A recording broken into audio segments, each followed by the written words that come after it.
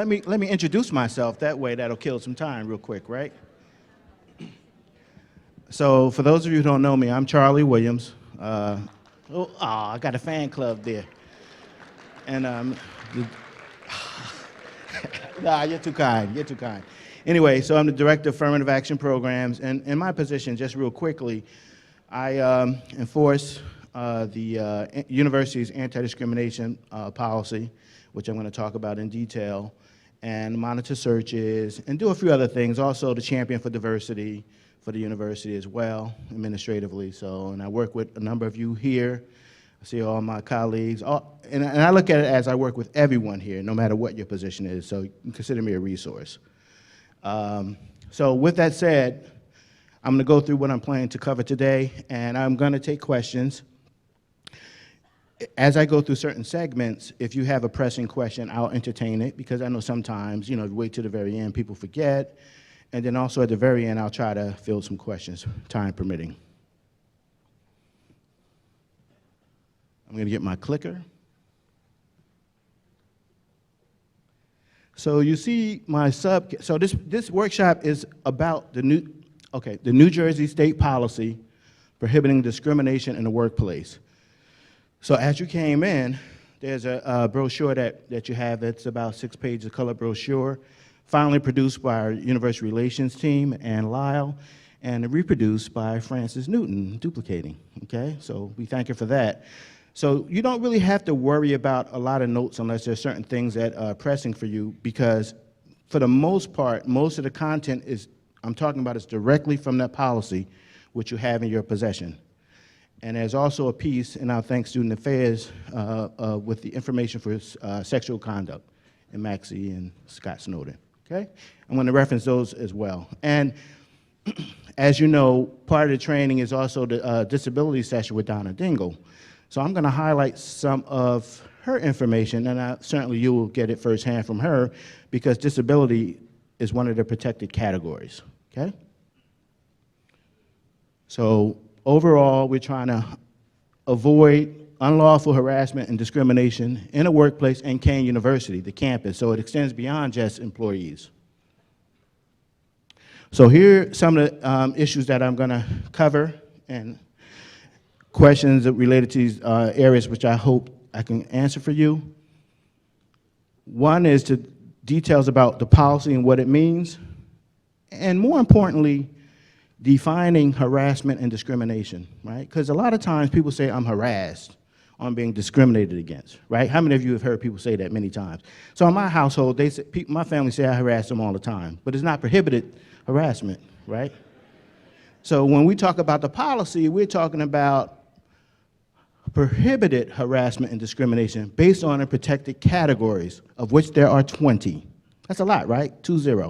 We're going to go through them quickly as well.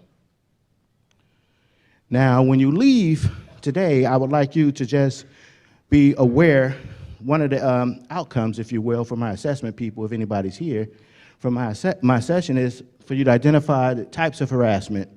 And the 3 categories generally that you're going to see is quid pro quo harassment, this for that in Latin, hostile environment harassment, and that's another term people float around, I'm in a hostile environment, but again, it's hostile environment that's connected to a protected category that implicates the policy.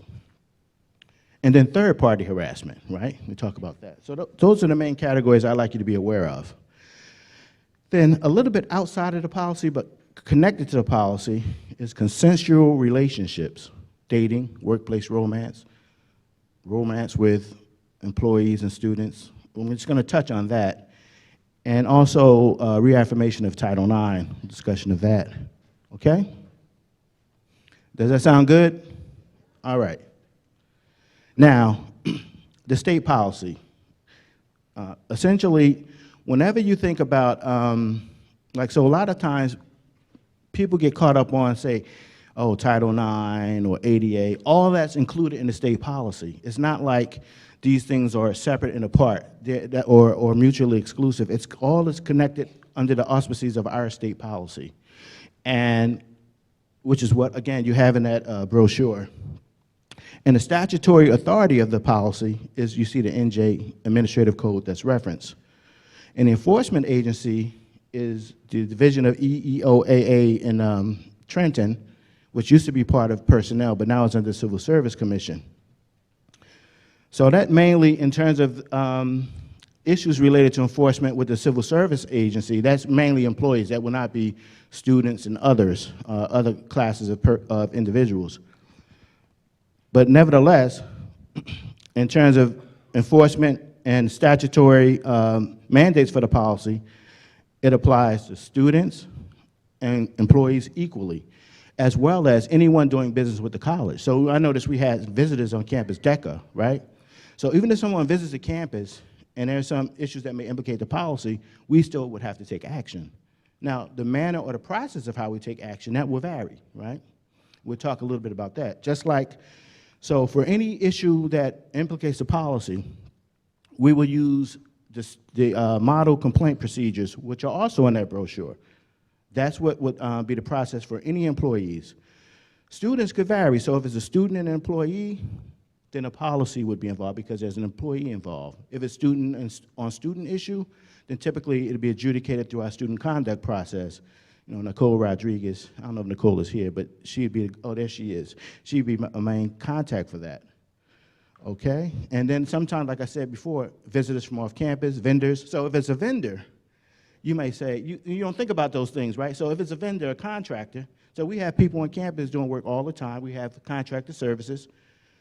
Well, they would still have to abide by our standards of conduct related to the policy, but the way we handle those is through the purchasing mechanism because we have a contract of purchasing. So that's just to give you more information about how the policy applies, okay? So in terms of federal and state law, there are other laws that are connected to the policy, but these are some of the ones you may hear more about. And again, all covered in that state policy. The New Jersey law against discrimination, right? That's actually a New Jersey law that was developed or created in 1948. It's pretty old and it's progressive, and that's enforced by a Division on Civil Rights. And so there's some distinctions between state and federal law. So for an example, and we'll get into federal law, but so civil rights, so I'll talk about that. So Civil Rights Act, which was started in 1964, you know, race, religion, discrimination. You remember Dr. King marching. Civil rights came out of that. Civil Rights Act came out of that. And in terms of the employment context, the only organization that would enforce that would be Equal Employment Opportunity Commission, or EEOC. You probably heard of that. And then when it comes to certain student issues, then it would be Department of Education, like so Title IX, disabilities, and also race and color. ADA, as you know, that's a federal law. Now, a lot of people, so most of us know ADA, right? It deals with disabilities, right? A lot of people don't know ADA and its amendments, because there have been some amendments to ADA, was enacted in 1990, so it really wasn't that long ago, where employees had those specialized rights. So it's hard to think about that now, like an employee who may have a mobility issue, visually impaired, a student issue related to the workplace, having accommodation. It's hard to fathom that prior to 1990, there were not mechanisms in place to address those kind of issues. But that just gives you some more background. And Title IX. So we hear a lot about Title IX, right? And my student affairs people will tell you as well. So like I said, all these things are covered in our policy. So Title IX, actually, the formal name is the U.S. Educational Amendments Act of 1972. So that's been around a long time. But only over the last 6 or 7 years has it really been talked about related to sexual misconduct and things of that nature, right? And so really quickly, I just tell you why. So even though it's been around since 1972, in the Obama administration, they issued a Dear Colleague letter in 2011. So basically, 2011 is a time frame for where Title IX has entered the spectrum of, say, sexual misconduct and violence, sexual violence, and those things. So a lot of folks aren't really aware of that, but that's the case. Now, you look at 2017, that Dear Colleague letter was rescinded by our current president, our current administration. So, but the kind of work that we do in fostering an environment free from harassment, discrimination, and sexual violence still applies no matter what, okay? So that's just a little quick tidbit on Title IX in terms of what it means as a law, because a lot of people are confused. And prior to 2011, a lot of folks had, institutions, I'm speaking, organizations, applied Title IX or the Amendment Acts of 1972 to like parity in sports, like sports teams. You guys may remember that, like some years ago, there was institutions getting rid of certain sports because they didn't have the right balance of male sports to female sports. So that's actually how it was utilized prior to the Dear Colleague letter of 2011. There's just a little historical information. Okay, so what is discrimination? So discrimination is any disparate treatment based on any of the protected categories of the policy, which I mentioned. And discrimination also could include any harassment based on those categories. So in terms of employment, it could be, examples could be, and again, the list that I might provide as examples is not exhaustive. I mean, you could, any number of issues could be a potential violation, but these are just examples that are, common examples that are set in the policy for, for us to get a better handle on these matters. So employment decisions that could be based on stereotypes or assumptions about a person's abilities, traits, or performance based on the categories, denying someone an employment opportunity as a result of those categories, or marriage to. So, so sometimes issues may come up about race, color, or religion. So people may make comments or make decisions, and so you may look at me, but you may not know that I have a relationship that could be interracial, Jewish, or certain religion. You may make assumptions and say things or do things thinking, oh, Charlie, he's not in that category, so, it's just amongst us. Well, think about it. It's still prohibited. Just like, so, not to get too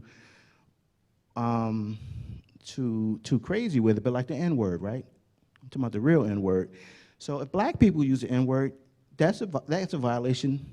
No, it's not. It's an inappropriate word for anyone to use. You follow me? Okay. So another prohibited area would be retaliation, which we'll talk a little bit more about that. And that's really retaliation prohibited by the policy is if someone raises a claim that implicates discrimination policy and then they're treated differently, negatively, normally. Now, harassment. Now, this is the EEOC definition of harassment. And we're talking about sexual harassment right now. But for the policy, harassment is any unwelcome conduct associated with the policy, right? Not just sex, based on sex. But the EEOC's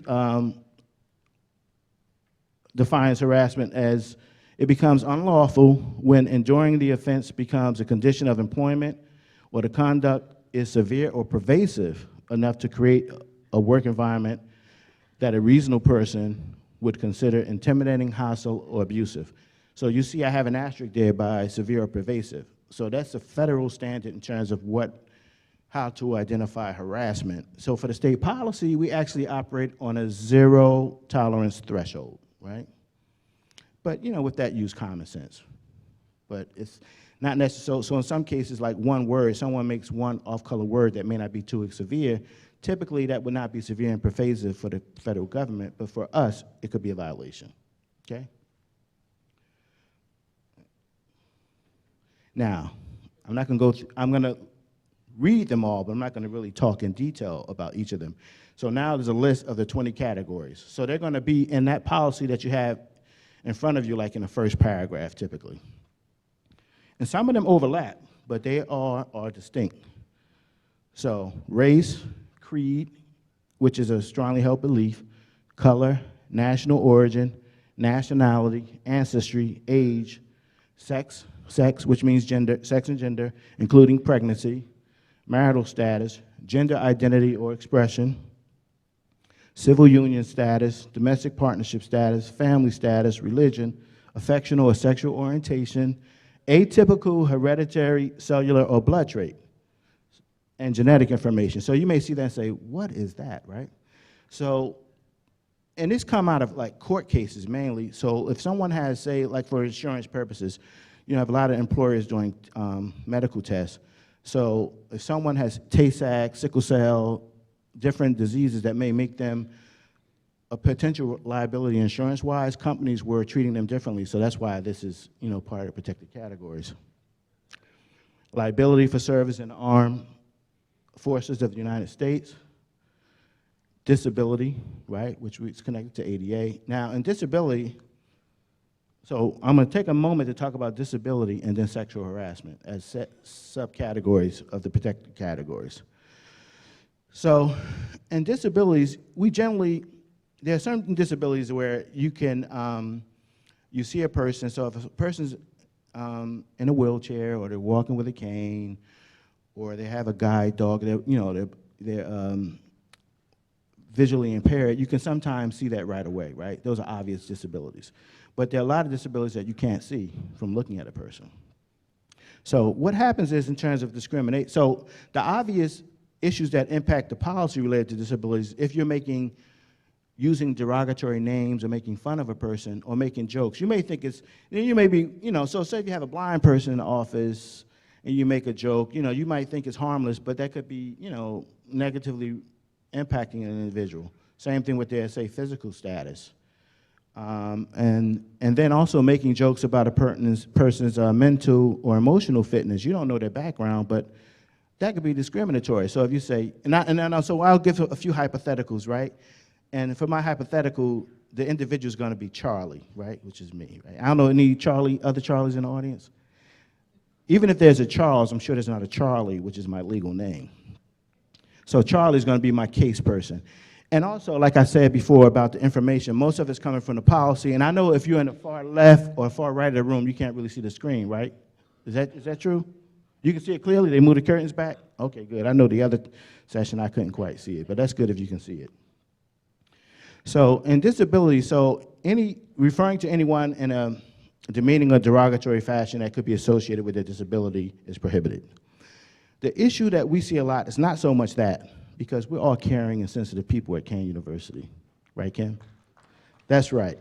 But some issues arise, and some innocently enough sometimes, like when it comes to accommodation. So it could be an employee accommodation related to disability or a student. So if you have a blind student in your class, and you typically teach by, say, PowerPoint or some other visual mechanism, can a blind student access that information? No. So what happens is, and then Donna Dingle's, her office, so she's having a concurrent session, as was highlighted earlier. We have to find a way to get the instructional material to the student in a way that they can learn like the other students. So you want to provide a equal learning environment for all students regardless of their disability. So typically Donna Dingle's office will help guide you through that process. Even though some faculty may find it like as a nuisance or annoyance, but it's our obligation. And some readily look at it as a challenge. So you may have to tweak what you do. Yeah, it might be nice to use the same PowerPoint every semester, but sometimes you may have to make a change for that to accommodate that student. And in the same way, accommodations in other areas too. So we may have students in the residence life that may need accommodations. You may need, other academic accommodations. So we just be sensitive in that regard.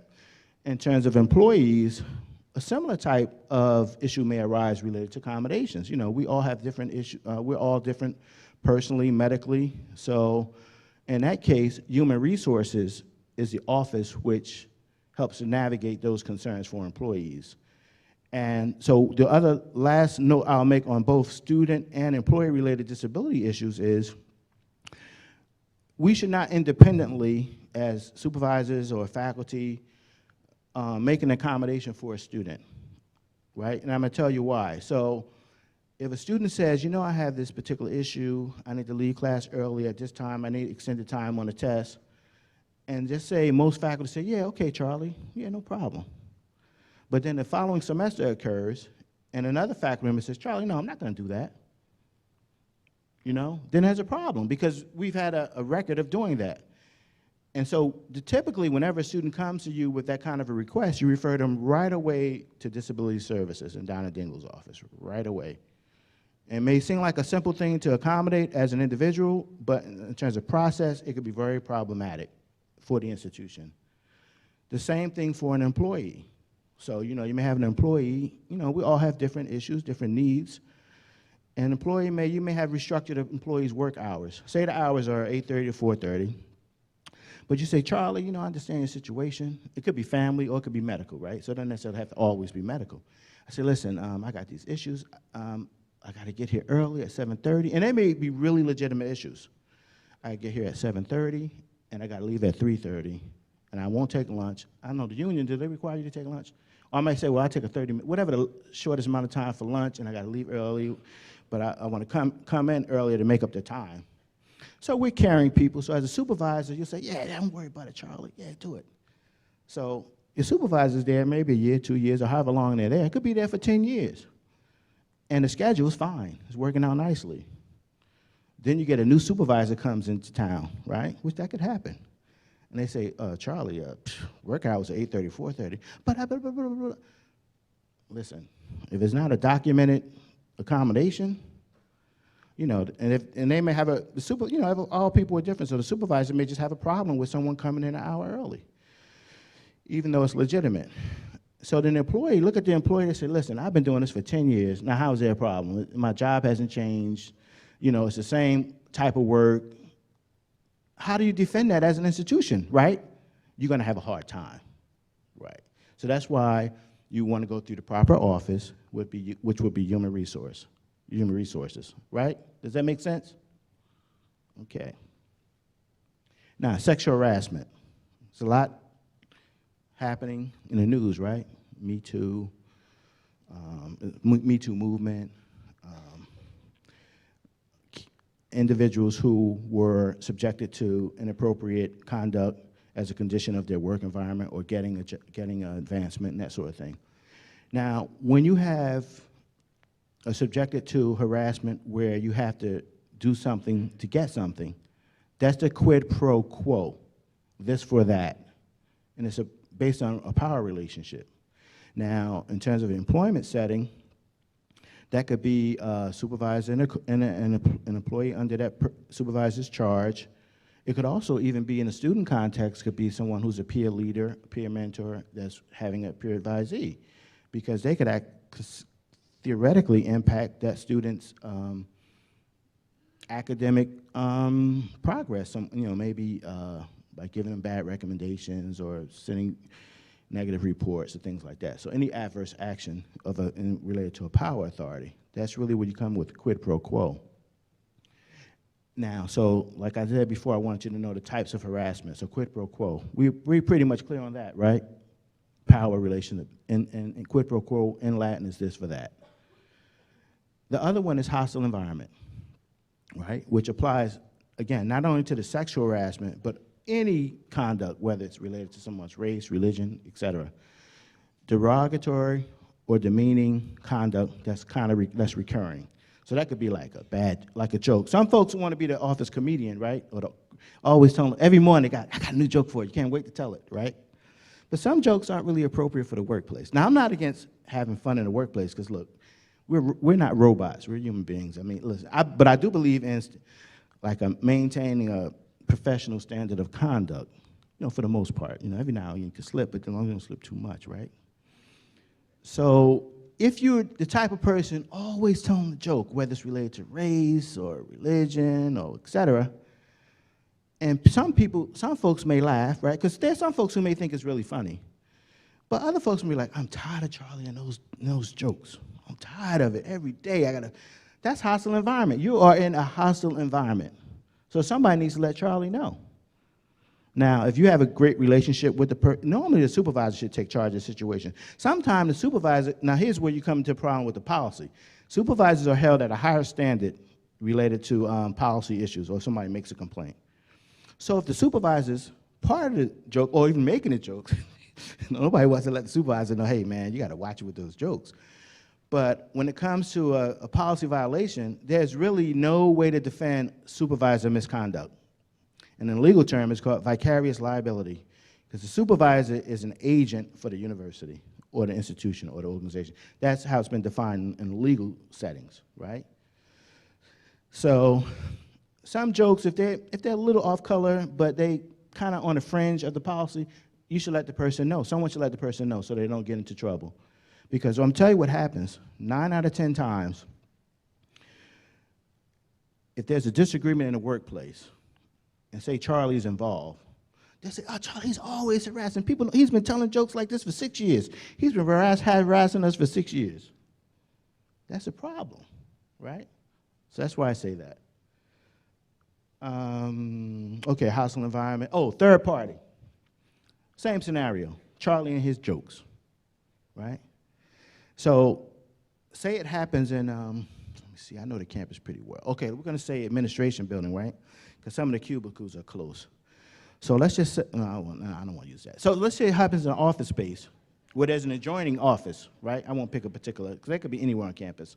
So say Charlie, and he's loud, right? He happens to be loud. And, yeah, did you know, blah, blah, blah. Other folks in other offices or people going to that office to conduct business, here's Charlie's jokes, which he routinely tells these weird jokes. And they're offended. That's third-party harassment. Even though you're not part of it, it's not happening in your particular setting, you hear it or you're within earshot of what's going on and you're offended. That's harassment, and that's prohibited by the policy as well.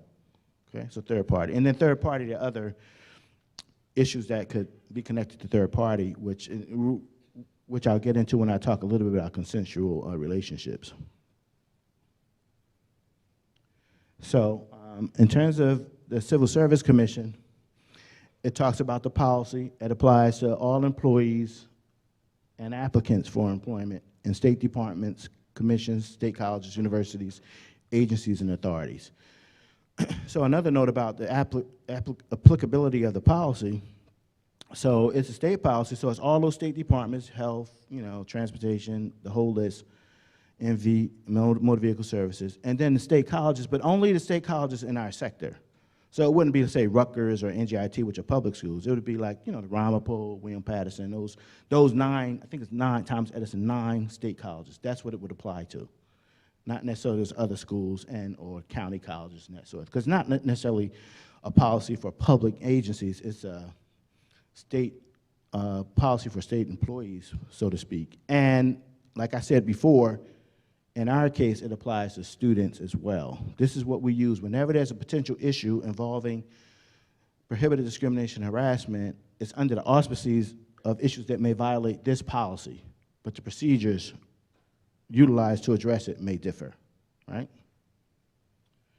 So it lists some of the conditions of employment: hiring and firing, compensation, assignment, classification, transfer, promotion, layoff, recall, and job advertisements. So you might say job advertisements. So we do a good job at HR people. I don't know if we have any HR folks in the room. They do a great job, particularly Jeannie and Kendra, in making sure the ads are written in a fashion that aren't, on the face of it, discriminatory in any fashion. Nevertheless, you could have an applicant for a job. It doesn't stop them from filing a claim. So we've had individuals, doesn't happen that often, thank God, that applied for a job, made a complaint, whether it's through EEOC or Civil Rights, Division on Civil Rights, a state agency, and we may be dealing with addressing that complaint for a year or two, and they never set foot on the campus. Because, sometimes, they look at the ad and they say, well, I know I'm qualified, but I didn't get an interview. Well, the job market's competitive. So that's why we want to make sure everything that we do in our screening, that we maintain consistency, and that we looking at the same criteria for every applicant. That's why we go through those steps, and we try not to deviate. So if we list for one position, if we list for a position that requires some kind of licensing for the state of New Jersey, PhD, whatever it is, so many years experience, we don't deviate from those requirements. We won't say, and we won't change the degree requirements or the certification requirements because we like a candidate. Charlie might be a great candidate. You think he can do the job, probably can do the job, but he does not have the stated qualifications. So what do? You may want to revise your qualifications, because Charlie may not be the only one. So you may want to revise your qualifications so that you can have a broader pool, right? That's your option. But once you have that ad out there, you can't start tinkering with it, midstream, because that could be discriminatory. Even though you want to do it you're saying you're doing it for business-related reasons. Okay. Oh, and another thing that's not on there, but it's connected to conditions of employment, issues that I have seen are, so it's performance evaluations, which get a little tricky, right? You guys know about our performance evaluation system. So sometimes issues may arise if someone feels that they didn't get the rating that they deserve, and then sometimes these could be an issue for a policy complaint, right? As well as hiring. So typically any adverse action related to terms and conditions of employment could lead to the rise of a policy complaint, whether or not the merits of it have been established, okay? Just to let you know. There are more examples there, recruitment, testing.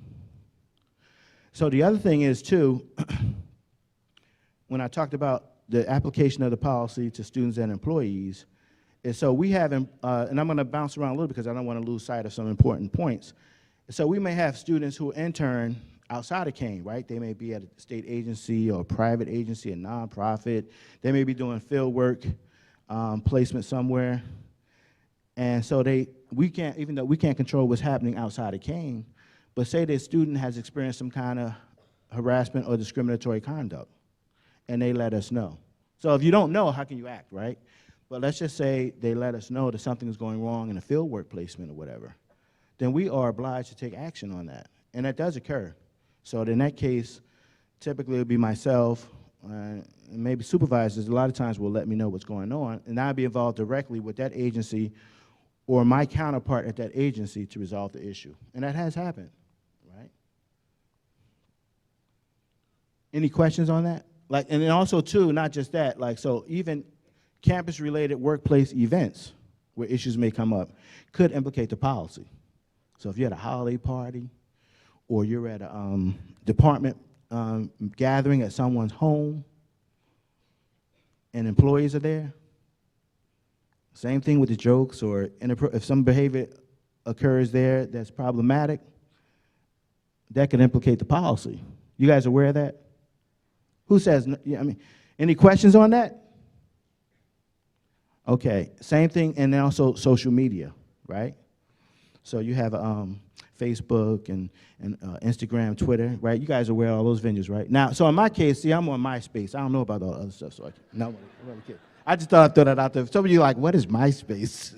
No, so if you're engaged in banter or exchanges in those social media forums that could have a connection to one of those 20 protected categories, and their employees are involved, or you mention your organization or institution, that could be a problem.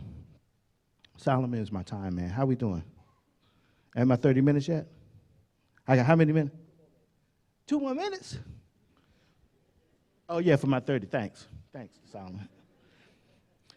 So, just as an example, and then I'll move on, but I don't know if you all remember, and I use this a lot of times, so I do trainings in Union High School.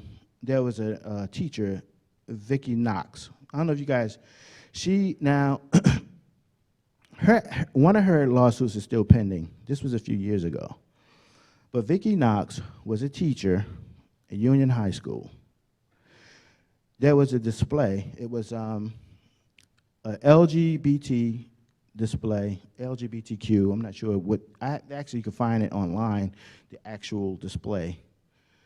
And it was really an awareness, celebration, acknowledgement of, you know, different sexual orientations. It was a diversity display, essentially. So Vicki Knox, I have nothing against, I don't know her, but you know, she's very religious, right? So she gets on Facebook. Isn't about, I'm paraphrasing. It's a sin against God, it's abomination at my school, all this stuff, right? So I don't know if she had a public page or somebody, you know, friends saw it. And they said, look what Miss Knox wrote, you know, all the stuff like considered to be homophobic, essentially. So right away, so they had a special meeting to decide whether or not they were going to fire her, right? It's interesting because I remember at the time, and it's right around, you know, Union is right here in our county. So at the time of the meeting, you had a bunch of people for her, like her church family. She was very active in her church family, and other individuals that felt, yeah, she's right. And then another group that's like, that's horrible. You know, she's teaching our kids, and she's so insensitive, et cetera, yada, yada, yada. And then you had the whole thing about free speech. And freedom of speech is important, right? First Amendment. But in her case, no matter what you feel about the issue or what she said, had she not brought in, I'm a teacher at this school, and this is, I find there wouldn't necessarily have been an issue per se. People would still complain, but she brought in her employer, right, by stating the school, talking about the display. So that in that case, so essentially they put her on leave. In terms of what actually happened, they put her on leave.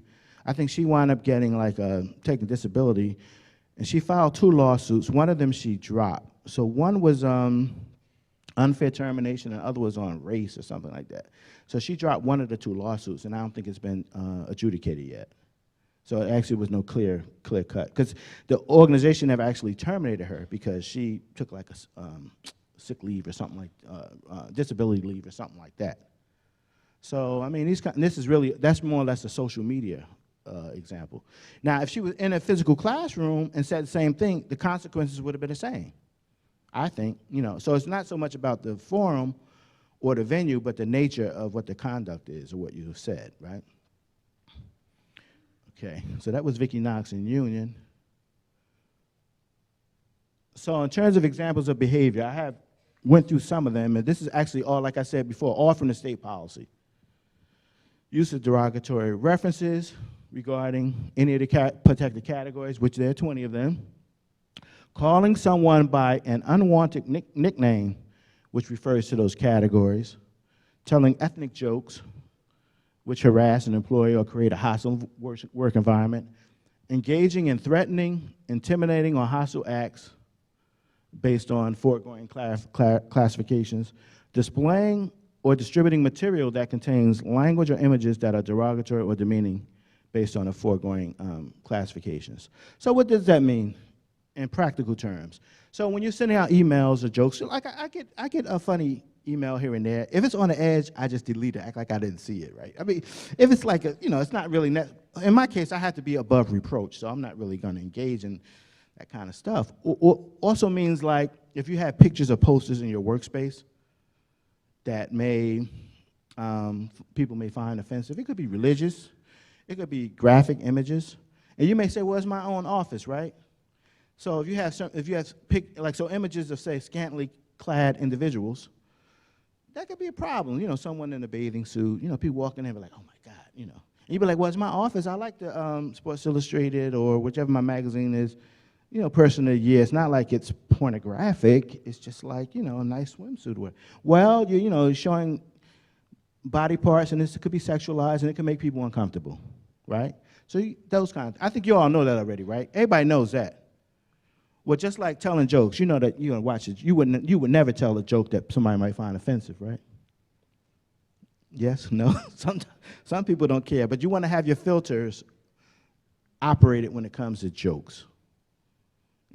And I think a lot of this has evolved over time. So I remember coming up, and we all know this, even our references that we use related to individuals, it's an evolving. The terminology has evolved, the jokes have evolved. Like there was a time, I remember as a youth, coming up, and I would have a lot of these manual jobs, right? Pictures of, in this case, it was happening to be women, all over these shops.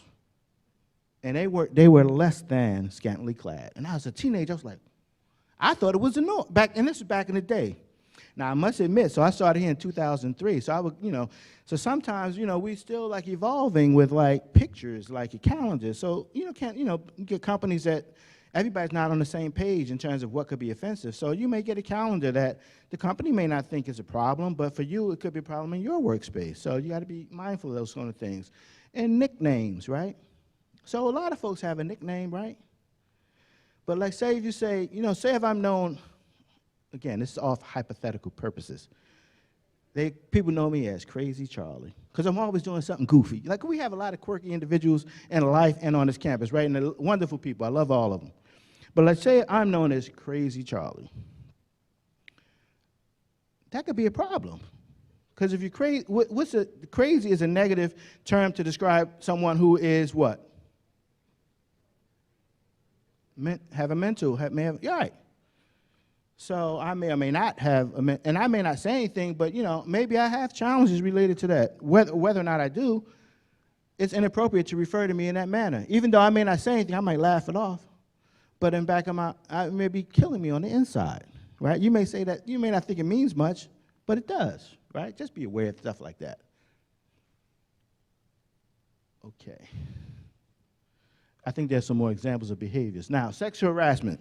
And again, I'm going back and forth because the demeaning or derogatory behavior refers to all of the protected categories, and sexual harassment is a form of gender or sex discrimination. So it's all still connected. You know what I mean? So you could transfer. So we talked about quid pro quo. We talked about this already. So we're going to move on, right? I'm not going to just read it. We did that. I covered it. Covered it already. Covered it. Now, here's some more examples provided by the policy of generalized behavior that could be prohibited. And again, it's not an exhaustive list. Generalized remarks based on a person's gender. Now, most of this seems to be common sense, right? Unwanted physical contact, such as intentional touching, grabbing. When they made this up, we have these meetings, so we have meetings to talk about the policy, because they let the officers actually be involved in sometimes the revisions, right? When they come up with some of the stuff, I just like chuckle, right? Because it's like pinching. Some of the examples that they use. Pinching. When last time you been pinched? Anyway, I mean, pinching? Some people are like, what's a pinch? Some people don't know what that is. Brushing against another's body or impeding or blocking movement. We know that could be somebody who may want to get a quick feel. They know you're walking by, it's a narrow space, right? We can understand that. Verbal, written, or electronic, sexually suggestive or obscene comments. Jokes, propositions, including, now this goes back to the quid pro quo or house environment if you're propositioning someone. Letters, notes, email, text messages, invitations, gestures, or inappropriate comments about a person's clothing. Now, I want to take a moment just to comment on that category before I forget. So, if Charlie Smith likes Charlie Williams, right, and he asks him out for lunch, and let's just say for gender purposes, it could be either, let's say one could be male, female, one could be both. It doesn't really matter what the gender is. And then so one of the Charlie says, nah, no thank you. I want to keep our relationship as business, right? I don't really want to, have a casual relationship. And then, then one of the Charlies again comes out, the initiator says, listen, they have this play, a Premier Stages is having this romantic comedy. I think you'd love it. It'd be nice if we went together. Now, what do you think about that? Is that sexual harassment?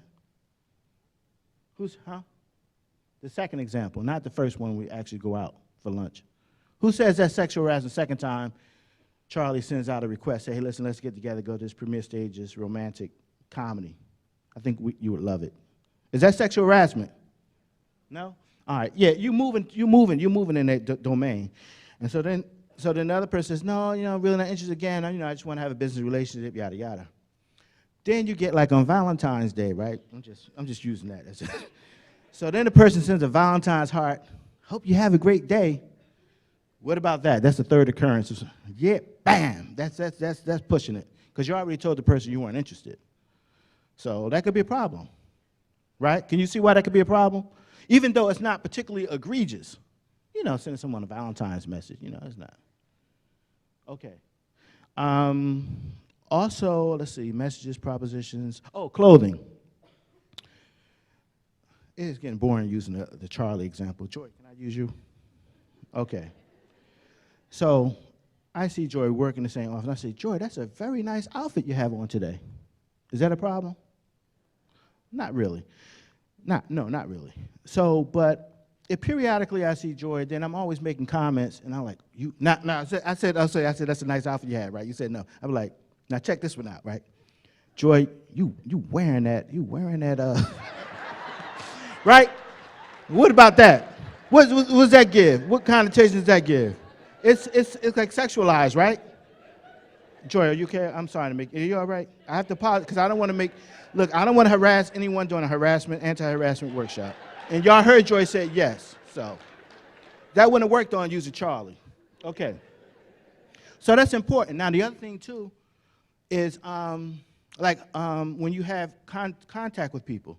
So how some folks, greet you with like some folks will, handshake, which is normally what I do. I'm like this.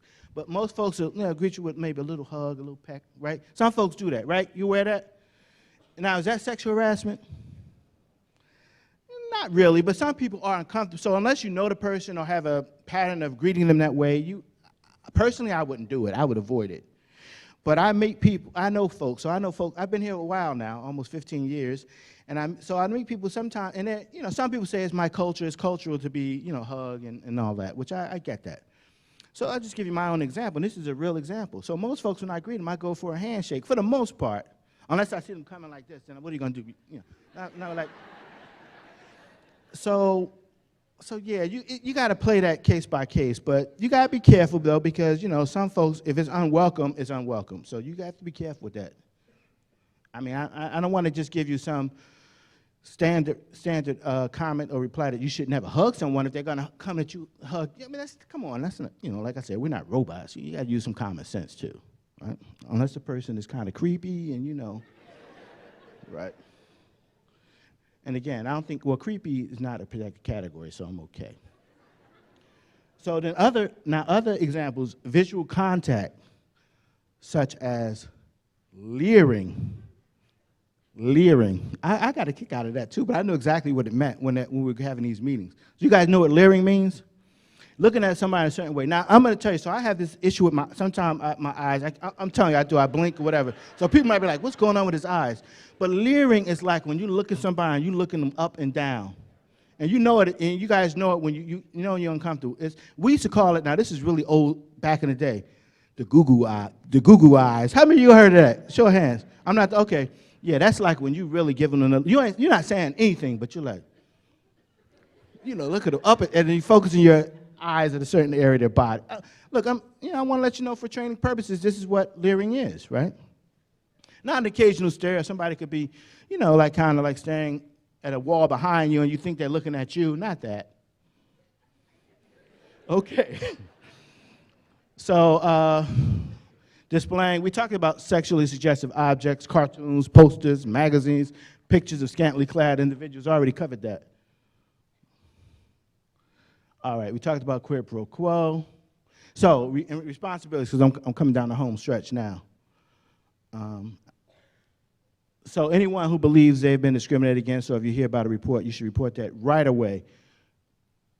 Preferably to my office, but sometimes you may tell a supervisor who is obliged. We talked about supervisors' responsibilities. Supervisors have to talk to me, have to tell me. So you report it right away. For faculty, same thing. You could let your chair know, you could let me know. Again, I'm always available for any questions, even if you're not sure where it should fall. Because I get a lot of stuff. Thank you, Solomon.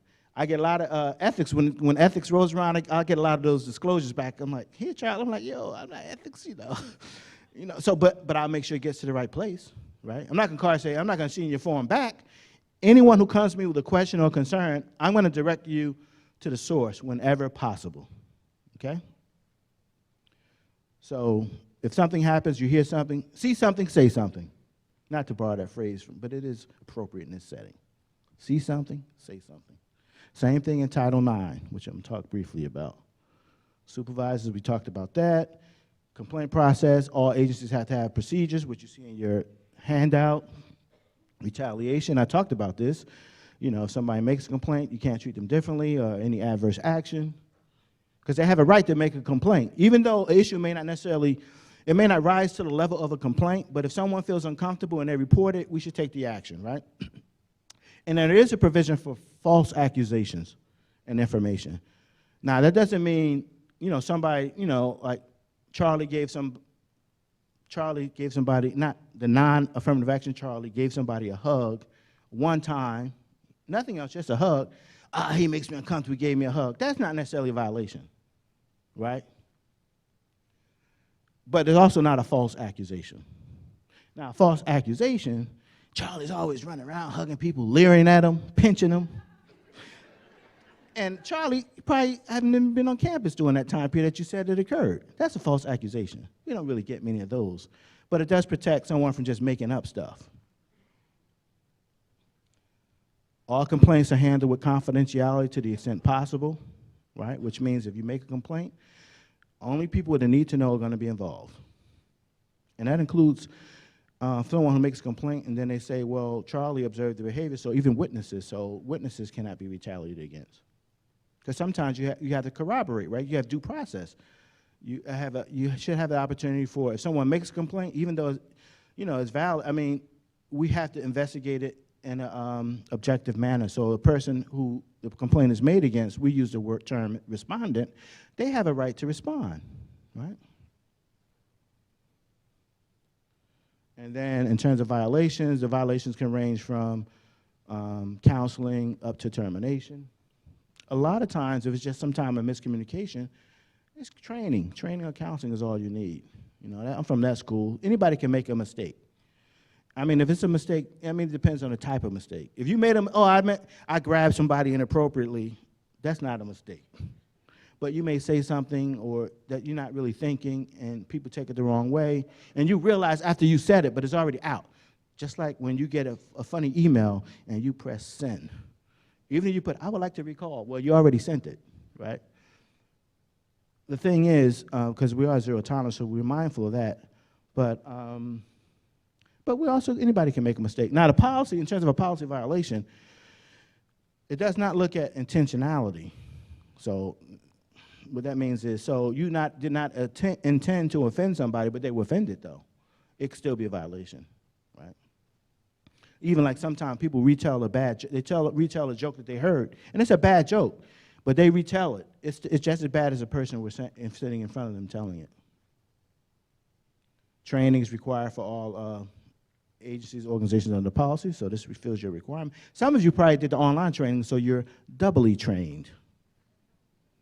Now, consensual relationships, we talked a little bit about, so that is in workplace or student-employee relationships. So anytime you have a relationship that, even if it's consenting, you run the risk of, if the relationship does not go well, and you're still in the same environment, a person saying, well, we broke off this relationship, but Charlie's still stalking me or harassing me, which is getting to Title IX. Sometimes, so those kind of relationships are fraught with peril, and then if you have a supervisor employee subordinate relationship, you can get into some ethic issues and things. So just I put that there just to be mindful. Consensual relationships could be fraught with a lot of problems, and then in the case of a sexual harassment complaint, it's hard to defend that, particularly if everyone knows. And if people know you're in a consensual relationship, that could lead to a third-party harassment complaint. Because if you're in the office, Charlie Smith is giving Charlie Williams all these benefits. Everybody sees it. Yeah, if I was going out with Charlie every night, I probably wouldn't have to come in one day a week also. You know what I mean? Somebody could find that as a third-party harassment issue. Title IX.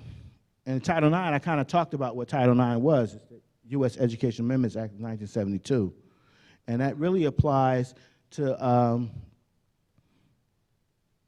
participation. I'll read it right from the amendments. No person in the U.S. on the basis of sex shall be excluded from participation in or denied the benefits or subject to discrimination under any educational program or activity receiving federal financial assistance. So the caveat is those organizations receiving federal financial assistance. Then it talks about, like, the statistics, and this is when the Dear Colleague letter was formulated. 20% of college women will be victims of attempted or actual sexual assault, 6% of undergraduate men, 13% of college women report being stalked each year, 4 in 10 violent crimes against college students are committed by offenders perceived by the victim to be using drug or alcohol.